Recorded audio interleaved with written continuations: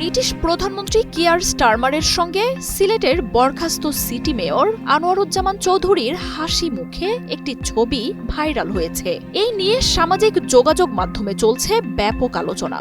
গত ৫ আগস্ট আন্দোলনের মুখে শেখ হাসিনার সরকারের পতন হলে আনোয়ারুজ্জামান চৌধুরী পালিয়ে যান। তার বিরুদ্ধে হত্যাসহ একাধিক মামলা হয়।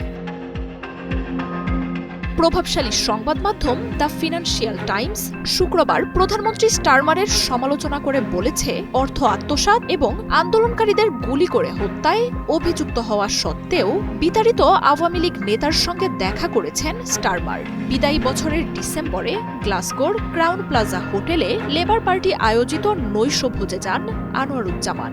সেখানে তার সঙ্গে হাসি মুখে কথা বলতে দেখা গেছে ব্রিটিশ প্রধানমন্ত্রী কেয়ার স্টারমারকে।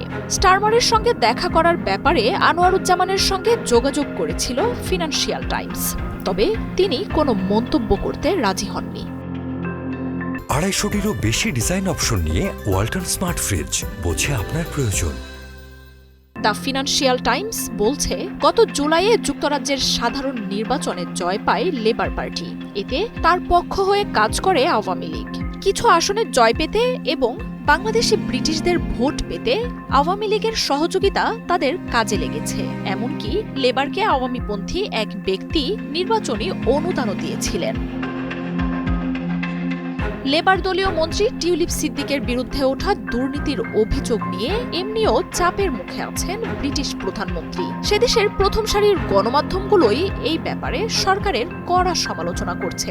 সরকার টিউলিপের বিকল্প খুঁজছে বলেও খবর প্রকাশ হয়েছে। মার্জিয়া উপমা, ৭১।